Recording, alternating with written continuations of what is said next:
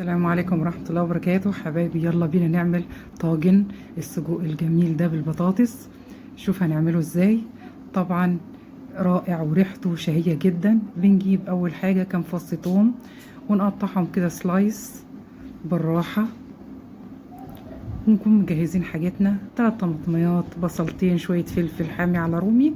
وابتدي اقطع بقى، اجيب البصل واقطعه كده نصين، وبعد كده ابتدي اعمل شرايح سلايس كده رفيعة لغاية ما انتهي من تقشير البصل. بعد كده اخش على الفلفل، 3 4 قرون فلفل رومي على 2 حامي، يديني طعم جميل.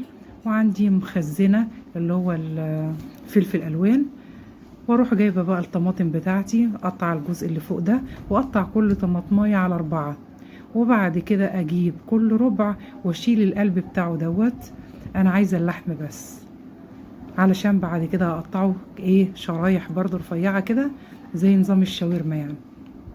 زي ما انتوا شايفين كده هقطع ال3 طماطميات بنفس الاسلوب، واشيل منها القلب واكتفي باللحم. هنا معايا معلقة هريسة شطة. طبعا بجيب الطاسة، ما بحطش اي مادة دهنية، اسخنها كويس قوي وانزل السجق من مكوناته طبعا بيبقى فيه دهون، فكفاية الدهون اللي في قلب السجق.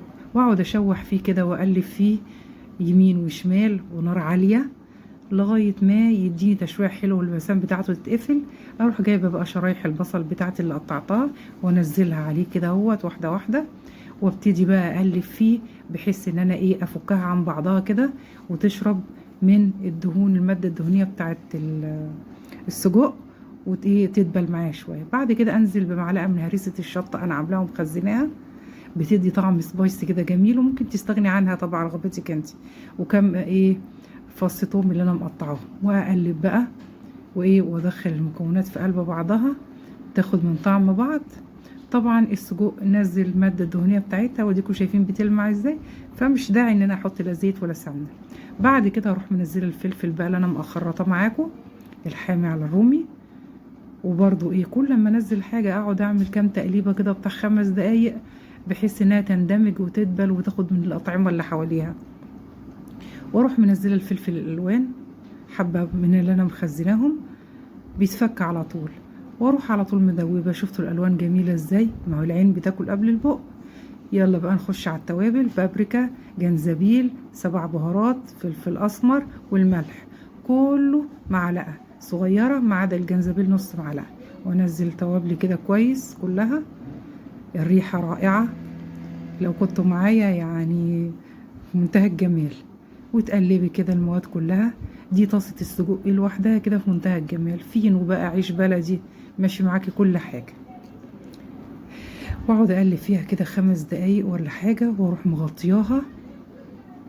دلوقتي في الاخر قبل ما خلاص انتهت وشفتيها انها استوت، بنزل الطماطم في الاخر علشان ما تتبلش قوي وتتهري.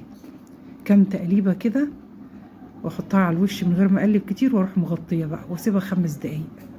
وبعد كده ارجع لها. شفتوا الصوص بتاعه بقى، ونزل كل الحاجات دي الميه بتاعتها. وانا كمان بس ما اتصورتش حطيت عليها بتاع ربع كوبايه ميه. بعد كده انا حمرت 3 بطاطسيات صوابع، انت تعمليها مكعبات تبع رغبتك انت. احطها في البايركس او الطاجن اللي هدخله الفرن. واروح جايبه بقى السجق بتاعي بالخلطه الممتازه اللي انا عملتها دي، واروح منزله بقى على الوش بتاعها، ووزعها كده بالراحه واحده واحده كده بحيث ان الصوص يبقى بتوزع هو السجق على كل البطاطس بتاعتي في الطاجن. طبعا الصوص شويه الخفيف ده مع الحاجات الجميله دي اللي مش هسيب منها حاجه، هتشرب منها البطاطس في الفرن وتتشمع كده وتبقى في منتهى الجمال. انا بقى بحب الحاجات دي بالعيش البلدي. انت هديكي حريه الاختيار، ممكن تجيبي عيش فينو. انا بحب العيش البلدي. واروح جايبه بقى كده وتاخر واطلع البطاطس من تحت. شفتوا دبلت ازاي شويه وشربت من الصوص، بيبقى طعمها ممتاز. اروح حاطه كده في الساندوتش بتاعي شويه بطاطس بالخلطه الحلوه دي، واحط عليها سجق.